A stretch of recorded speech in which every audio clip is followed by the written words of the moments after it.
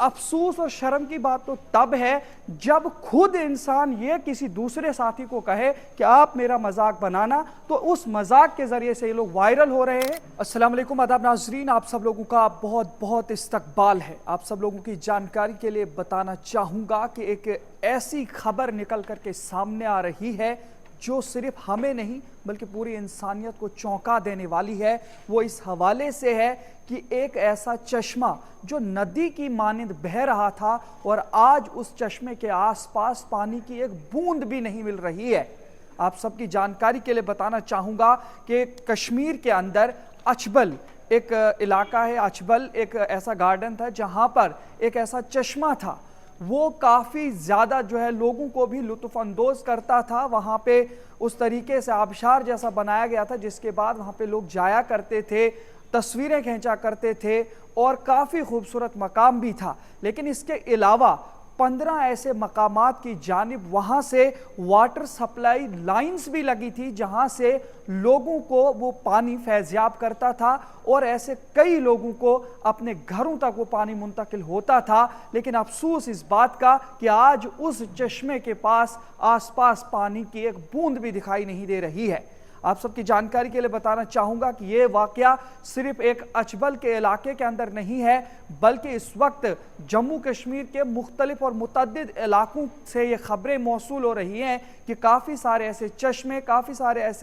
ایسی ندیاں، کافی سارے ایسے جو پانی کے آبشار تھے وہ سوکھ رہے ہیں، اور یہ ساری کی ساری موسم کے اندر تبدیلی کی وجہ سے۔ آپ نے دیکھا کہ جس طرح سے موسم سرما کے اندر خاص طور سے چلئی کلان میں بارشوں کی ایک بھرمار ہوتی تھی، موسلا دار بارش ہوتی تھی، برف ہوتی تھی، اور کس طریقے سے جو ہے جموں کشمیر کے اندر یہ پانی کے لیے ذرائع موسم سرما کے اندر موسم گرما تک منتقل ہونے تک پانی کو بچاتے تھے۔ لیکن اس بار چلئی کلان لگا تھا اور اس کے باوجود بھی گرمی لوگوں کو محسوس ہوئی۔ اس سے آپ اندازہ لگا سکتے ہیں کہ اس بار گرمی کی شدت اور تپش کس قدر تیزی کے ساتھ آ سکتی ہے۔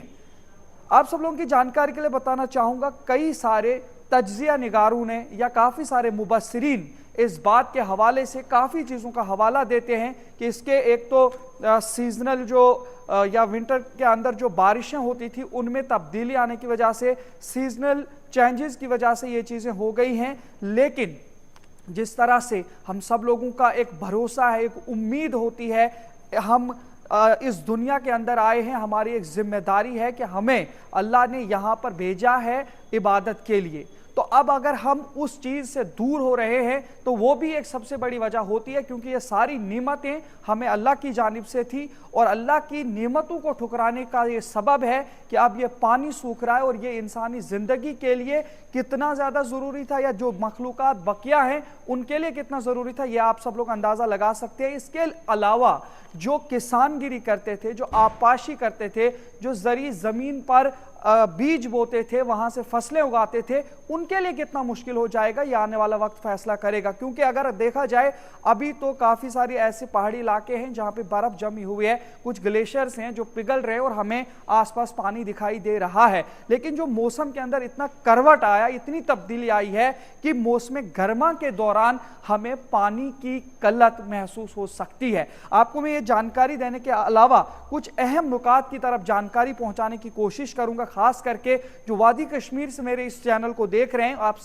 آپ سب تک یہ جانکاری پہنچانا انتہائی اہم ہے۔ دیکھیں کافی ساری وجوہات ہو سکتی ہیں، لیکن 3 ایسی اہم وجوہات میں آپ کو بتاؤں گا جن پر غور کرنا ضروری ہے، اور اس ویڈیو کو زیادہ سے زیادہ شیئر کریں تاکہ شاید کہ اتر جائے تیرے دل میں میری بات۔ میں آپ کو بتانے کی کوشش کروں گا کہ جب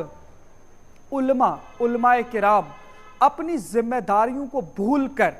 سوشل میڈیا پلیٹ فارمز پر آ کر ایک دوسرے کو لان تان کرنے میں مصروف ہو جائیں اور اپنی ذمہ داریوں سے دستبردار ہو جائیں اور اپنے سیکٹس کو اونچا کرنے کے لیے اور دوسرے سیکٹ کو حقیر بنانے کے لیے کام کریں تو ایسا ہوگا۔ اس کے علاوہ جو نوجوان ہیں جن کی ذمہ داری یہ تھی کہ وہ نوجوان اپنے آپ کو اس جوانی کے دور میں عبادت کے اندر مصروف رکھتے، کیونکہ کہا جاتا ہے کہ جب قیامت آئے گی عرش کا سایہ 7 ایسے لوگوں کو دیا جائے گا، جس میں سے ایک ایسے نوجوان کو، شابن ایسا نوجوان جس نے اپنی جوانی کو اللہ کے حکموں اور اس کے حدود کے مطابق گزاری ہو۔ لیکن اگر ہم آج کے اس حالات میں دیکھیں گے ہمارے جموں کشمیر کے اندر کیا کچھ ہو رہا ہے، یہ آپ سب دیکھتے ہیں۔ جب ہمارے نوجوان، چاہے وہ ہماری جو بہنیں ہیں، ہمارے بھائی ہیں، سارے لوگ سوشل میڈیا پلیٹ فارمز پر آ کر بے حیائی کو پروموٹ کریں، بے حیا بن کر آنا انہیں برا نہ لگے، انہیں تعجب نہ لگے، تو اس کی وجہ سے بھی قدرت اپنی نعمتوں کو چھین لیتا ہے۔ آپ نے دیکھا ہوگا کہ جس طرح سے افسوس کی بات یہ ہے کہ کافی سارے ایسے لوگ ہیں جو ایک دوسرے کو یہ کہتے ہیں کہ آج آپ میرا مذاق اڑانا، آپ سوشل میڈیا پر جا کر کے میرا مذاق اڑانا، جسے عام زبان میں اصطلاح میں روسٹ کہتے ہیں۔ آج کل کشمیر کے اندر خاص طور سے روسٹ کرنا ایک بالکل عام سی بات ہو گئی ہے، جبکہ قرآن صاف طور پر اس کو ہمیں کہتا ہے کہ آپ کو اس طریقے کے کام سے بچنا ہے، ایک دوسرے کا مذاق نہ اڑائیں۔ سورہ حجرات آپ کھول کے دیکھیں، سورہ حجرات میں صاف طور پر کہا گیا ہے کہ ایک قوم دوسری قوم کا مذاق نہ اڑائے، عورتیں بعض عورتوں کا مذاق نہ اڑائیں، ہو سکتا ہے جن کا مذاق اڑایا جا رہا ہو وہ ان سے افضل اور بہتر ہوں۔ اور ہمیں جب اس کی تعلیم دی گئی ہو تو ہمیں کس طرح سے اس سے بچنا چاہیے آپ اندازہ لگا سکتے ہیں۔ لیکن افسوس اور شرم کی بات تو تب ہے جب خود انسان یہ کسی دوسرے ساتھی کو کہے کہ آپ میرا مذاق بنانا، تو اس مذاق کے ذریعے سے یہ لوگ وائرل ہو رہے ہیں اور اس کے بعد اس طریقے کے خدشات کشمیر کے اندر پیدا ہو رہے ہیں۔ تو اللہ کی نعمتوں کے چھیننے کا سبب یہ بھی ہو سکتا ہے۔ جب برائی عام ہو جائے، جب فحشات عام ہو جائے، جب شراب نوشی عام ہو جائے، جب منشیات عام ہو جائے، جب کوئی بھی ایسی برائی ہو جسے عام معاشرے کے اندر لایا گیا ہو، تو اس کے بعد اس طریقے کے نتائج آنا کوئی عام بات یا خاص بات نہیں ہے۔ آپ کو میں اس کے علاوہ بھی ایک اور رجحان دینے کی کوشش کروں گا کہ جو نوجوان ہیں وہ واپس آ جائیں، وہ لوٹ جائیں۔ کافی سارے نوجوان اس بار لوٹ رہے ہیں، لیکن آپ یاد رکھیں کافی سارے نوجوان اس وقت کشمیر کے اندر خاص طور سے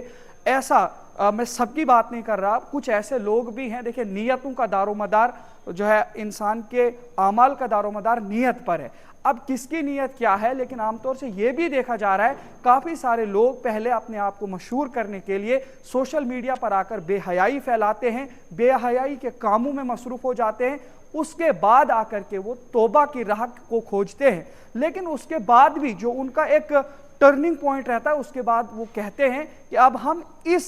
طرف مڑ جائیں گے۔ یعنی کافی سارے لوگ پہلے فیمس ہوتے ہیں، پھر دوسرا راستہ اپنا کر کے لوگوں کے اندر اپنی